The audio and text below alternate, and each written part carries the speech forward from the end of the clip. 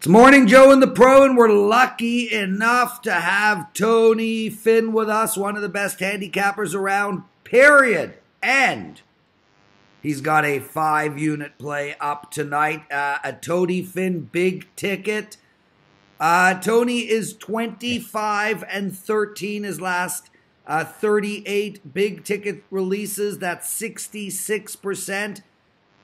You're also on an 8-1, 5% big ticket college basketball run, which is ridiculous. Correct. You're rolling, brother. You've got a 5-unit play up tonight at WagerTalk.com. It's absolute must play. Good luck. As well, guys, remember Kyle Anthony, our UFC expert. This Saturday, 2 UFC heavyweights clash. Junior Dos Santos against Derek Lewis, and Kyle Anthony has a play on that game. So head over to WagerTalk.com and make sure to get down on that. I'm the Prez. He's Tony Finn. It's Morning Joe and the Pro. You can find us on our YouTube channel, WagerTalk TV, every day, Monday to Friday. And today on Puck Time, Dave Koken and Alex Smith. Lots of games in hockey. We're going to take apart the entire card. Tony, let's talk some college hoops, shall we? Okay. Sorry. Okay. Number 19 seed Cincinnati, 25-4. A number 19 ranked Cincinnati at Central Florida tonight. The home team is favored -2.5. The over and under is 127.5. Look, Cincinnati is rolling. I mean, they've won 5 games in a row, but they've covered none of those games. ATS 0-6 in their last 6. Central Florida the other way. They are 7-0 against the spread. Probably why most people are betting Central Florida tonight, but only about 51% of the general public, so it is even across the board. As I said, we've got Cincinnati on the road at +2.5 and the over and under 127.5. Where are we going in this game? Well, there's a lot of different ways to go, obviously, but there's a couple of variables in this game that make Mick Cronin and probably one of the most consistent basketball programs. It's not one of those blue chip Honeydew, Kansas, Duke, North Carolina programs. This, when this program was in its heyday, what I call it heyday, it's still a really good program. It's fairly obvious, but they don't get the credit they deserve. Cronin's a good coach, a fiery coach, and they travel to Disney World tonight to take on this kind of an obscure UCF team. Johnny Dawkins coaches. So listen, these are not underwhelmed or overwhelmed teams. And Cronin has an All-American candidate in Jaron Cumberland. He's really, as Cumberland goes, so do these Bearcats. But these are still defensive minded. You see the total. The two variables I spoke at earlier are that this really is that Central Florida has won in the history of this matchup. They've won 1 of 12 games, Lawrence, and they have never beaten a ranked team twice in the same season. This is still Johnny Dawkins is young with this club, and I could break this down in teeny bitsy pieces, but to be blunt to it, I'm going to take the experienced Cronin, who's already beaten UCF once this year on their home floor. So this isn't just a casual game or a big conference game. They win this, then they get to play Houston on Sunday for the conference title. Tony likes Cincinnati tonight, plus the 2.5. And yeah, as we've said, this Cincinnati team just dominates this rivalry. Tony, the last 6 games in a row have gone under the total, 9 of the last 10. Both these teams struggle to get out of the 60s, which is why the line is so low. Do you have any thoughts on the over and under? I mean, we did see UCF put up a 95 3 games ago against SMU. And they have put up a 79, 78, 71, 75 as well. I feel like this total might be a bit low. These are two teams that are defensive minded, and a lot of reasons they're defensive minded, and a lot of times the reason the total is low, Prez, is due to pace. They both play a very deliberate pace. Consider this: the backcourt for the Cincinnati Bearcats, All-American candidate Cumberland, and his battery mate, both of them ranked 1 and 2 in the conference from three-point line. Percentage-wise, they both shoot better than 40% from three-point line. So if Cincinnati wants to, and they wanted to play at pace, if they felt like that was going to be something that might disrupt this UCF team, they can do it. And I would agree with you. If you're going to put a gun in my head, I'm going to play over in this game.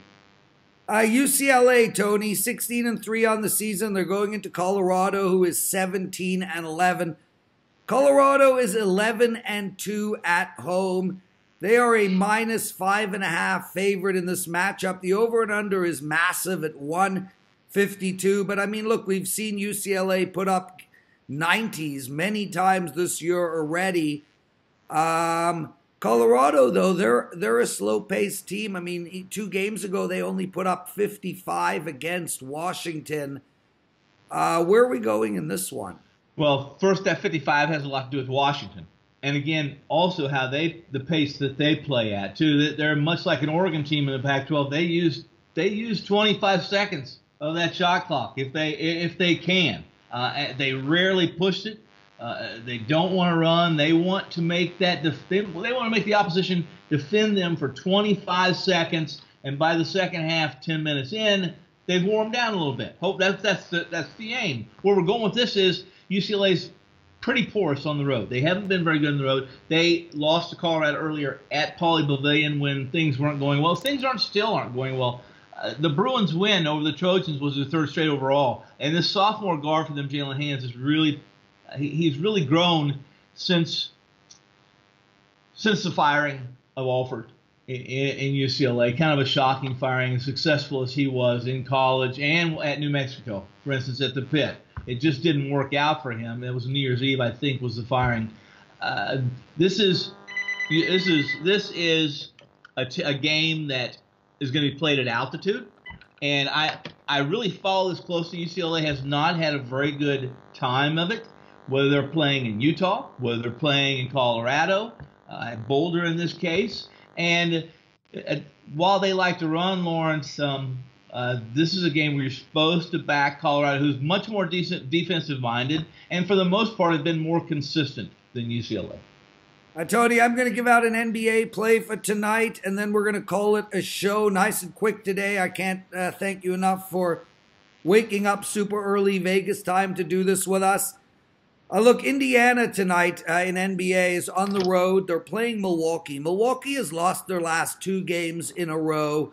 They lost to Phoenix, which is an embarrassment, and then they lost by 4 to Utah.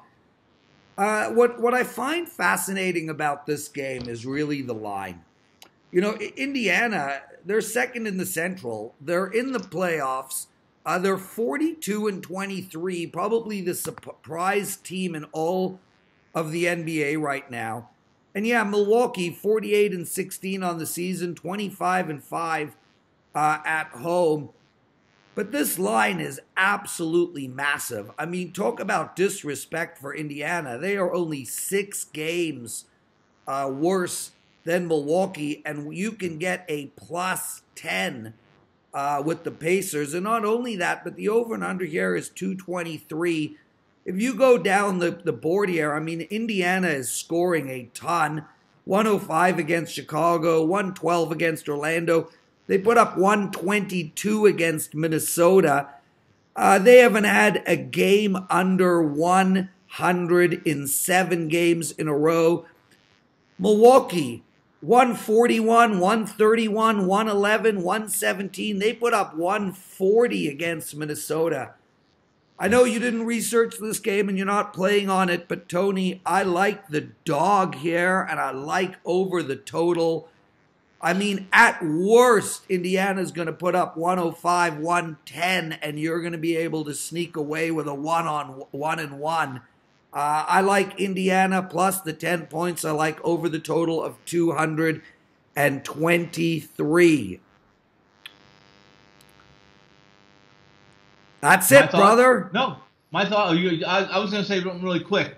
Both of these teams have been surprise teams. If you look at their season win totals, they're both about 10 above pace, Lawrence. Yeah. And since Victor was hurt, essentially Indiana's best player, they have continued to play well and to win. Both these teams love shooting the three, especially Milwaukee. They live and die, really, off this three. I couldn't argue with you. You're supposed to play the dog here, and you're supposed to play the over. He's Tony Finn. I'm the Prez. You can find us both at WagerTalk.com. Listeners, thanks so much. Make sure to check out tomorrow's show, me and the big man Marco D'Angelo. And make sure to listen to Puck Time Today with Dave Koken and Alex B. Smith. Tony, thanks again, brother. And we'll see you next week or the week after. I am away next week, Thursday and Friday. Marco will be hosting the show. We'll keep in touch. You're the best, man.